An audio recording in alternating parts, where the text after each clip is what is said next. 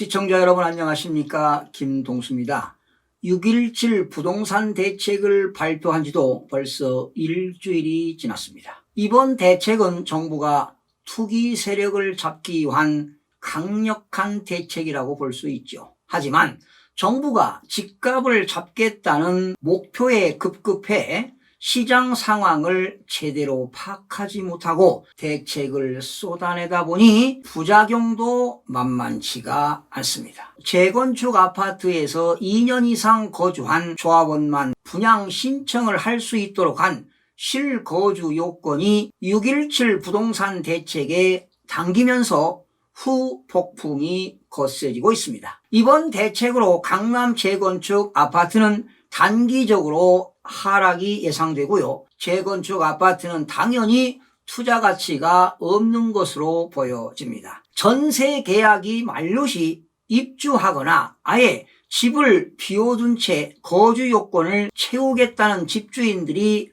나오고 있어 전세시장 불안감이 커지고 있습니다. 대치동 집주인들은 세입자들에게 계약기간이 끝나면 집을 빼라고 하니 학군 전체 학부모들은 지금 멘붕 상태입니다. 재건축 사업 초기 단계인 강남구, 대치동, 그리고 양천구, 목동 등이 대상이 되다 보니 교육 수요 때문에 전세를 살고 있는 이들이 직격탄을 맞을 가능성이 커졌습니다. 정부가 재건축 실거주 요건을 도입한 것이 엉뚱하게 세입자들에게 불똥이 튀고 있는 것입니다. 서울 아파트 전세 시장은 최근 50주 연속 상승세를 이어가는 등 불안한 조짐을 보여왔는데요.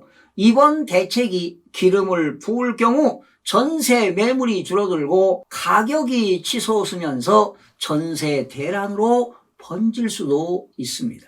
또한 이번 대책 가운데 갭 투자를 차단하기 위해 3억 원이 넘는 집을 구입할 경우 기존 전세대출을 회수하기로 한 조치도 실수요자 피해 논란이 지금 커지고 있습니다. 이렇게 국민들의 불만이 쏟아지자 정부는 나흘 만에 보완 대책을 내놓겠다고 밝혔습니다. 초강력 부동산 대책을 발표하고 이후 부작용이 커지면 보완 대책을 내놓는 일들이 반복되고 있으니 답답하기 그지없습니다. 정부는 근원적인 처방이 빠진 땜질식 정책으로는 애꿎은 피해자만 양산할 수 있다는 것을 명심해야 합니다. 탁상 공론 행정 가지고는 도저히 집값을 잡을 수는 없습니다. 정부가 부동산 시장 안정을 위해 모든 정책 수단을 동원할 것이라고는 하지만 결코 쉽지만은 않습니다. 제가 볼 때는 부동산 세제를 강화하지 않고는 도저히 집값을 잡을 수가 없다고 보여집니다.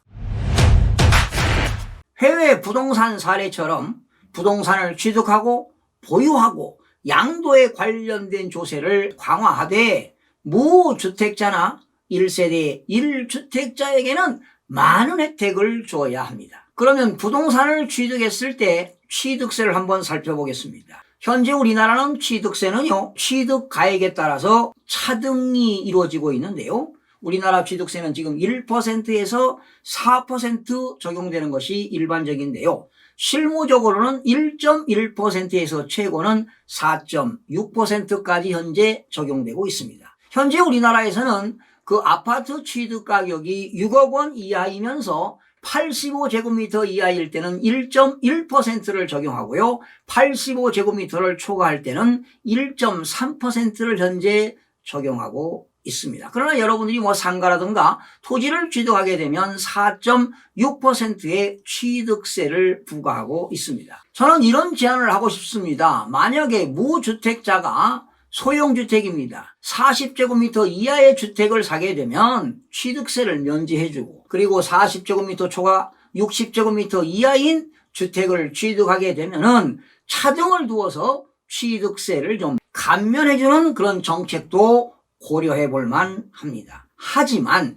다주택자가 주택을 구입하게 되면 취득세를 표준세율을 적용하지 않고 중과세율을 적용하는 것입니다. 높은 세율을 적용한다는 것이죠. 예를 들면 말이죠. 싱가포르는 이렇게 높은 세율을 적용하고 있는데 최대 15%입니다. 그리고 싱가포르에서 외국인들이 취득하게 되면 취득세 세율이 무려 20%입니다. 그리고 그 싱가포르에 있는 법인들이 부동산을 주택을 취득하게 되면 무려 30%의 정말 높은 세율을 적용하고 있습니다. 만약에 우리나라도 이렇게 싱가포르처럼 정말 높은 취득세를 적용한다면 당연히 집값은 안정화시킬 수 있습니다. 또한 우리가 토지라든가 건축물, 주택, 선박, 항공기를 가지고 있으면 매년 과세 기준일 6월 1일 기준으로 해서 재산세를 납부하게 되는데요. 현재 우리나라의 주택분 재산세는 4단계 초과 누진세율을 적용합니다. 1000분의 1, 1000분의 1.5, 1000분의 2.5,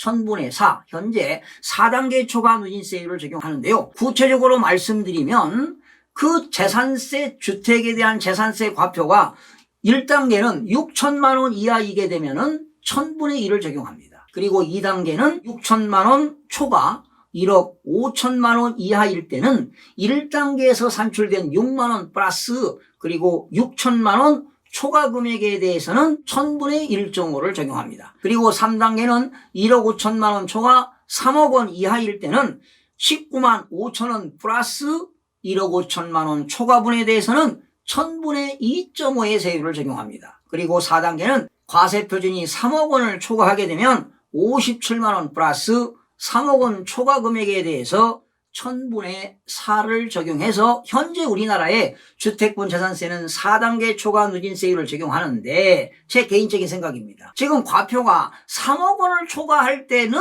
1000분의 4를 적용합니다. 그러면 5억을 하는 사람이든 10억을 하는 사람이든 20억을 주택을 가지고 있는 사람이든 다 1000분의 4를 적용하는 거 아니겠습니까? 그래서 3억에서 5억, 5억에서 10억, 10억에서 15억, 15억에서 20억 이렇게 재산세 과표를 7단계 또는 8단계 또는 10단계까지 차등을 두어서 주택가격이 많이 올라가게 되면 재산세 과표가 커지겠죠. 그러면 많은 세금을 부담을 시킨다면은 가격이 올라가겠느냐 하는 것입니다. 그리고 그렇게 높은 가격의 주택을 사겠느냐 하는 얘기입니다. 그런 경우는 특별히 정말 슈퍼리치들이 말이죠. 돈 많은 사람들이 1년에 수천만 원, 수억을 내면서 그런 주택을 호화주택이나 그런 고급주택, 고가주택을 가질 수도 있어요. 세금 많이 내면 되는 거 아니겠습니까? 그리고 주택이 저렴한 가격은 세금을 감면하거나 면제하거나 많은 혜택을 주면 되는 거 아니겠습니까? 이러면 잡을 수 있다고 저는 생각합니다.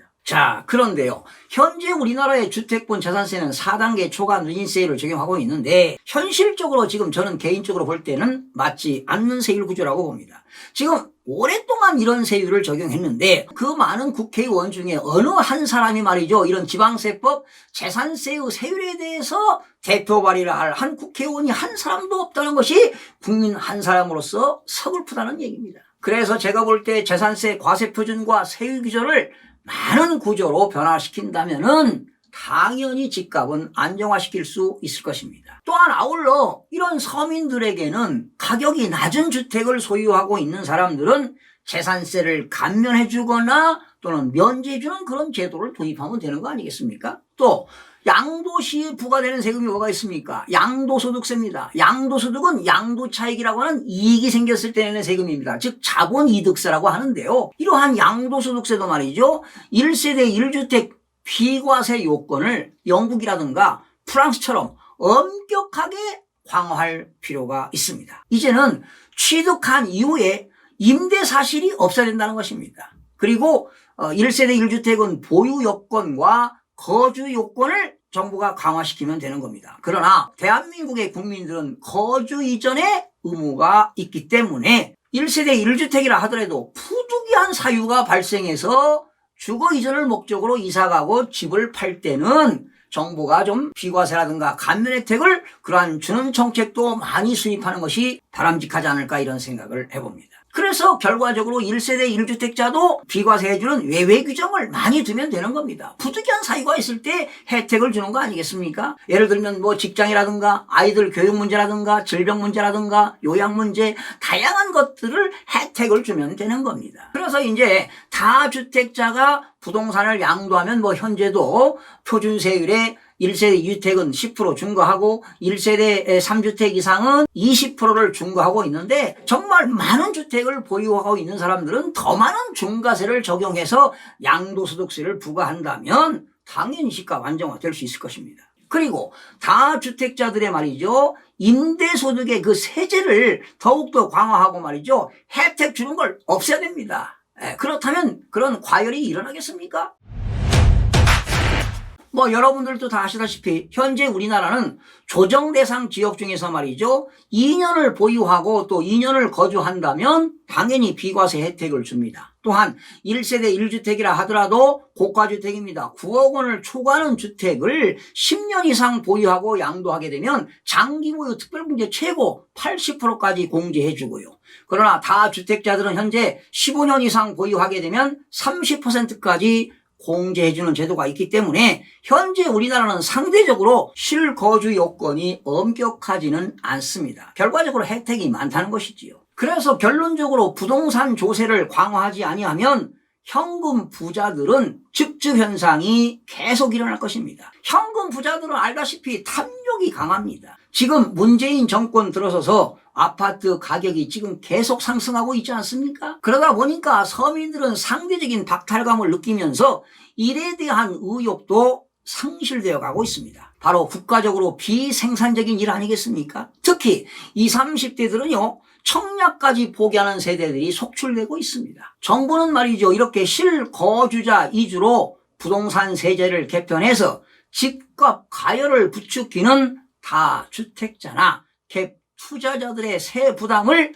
늘린다면 반드시 집값은 안정화될 것입니다. 특히 갭 투자를 막기 위해 3주택자 이상에만 적용되는 전세 보증금에 대한 과세 대상이 2주택자로 확대하는 방안도 마련해 볼만 합니다. 지난 6.17 대책에서 갭 투자를 막기 위해 전세 대출 규제를 강화했지만 현금 부자들을 막을 수만은 거의 없었습니다. 현금 부자인 다주택자들과 법인 투기 세력들을 막기 위해서는 부동산 관련 조세인 취득세, 재산세, 양도소득세를 강화해 나간다면 집값은 안정화로 전환될 것입니다. 정부가 특단의 조치를 안 하는 이유가 도대체 뭡니까? 찔끔찔끔 부동산 대책만 발표하면 내성이 강해져서 오히려 집값을 부추긴다는 사실을 알고 있는지 의문이 갑니다. 시청해주신 여러분 대단히 고맙습니다. 최선을 다하겠습니다. 내일 아침에 뵙겠습니다.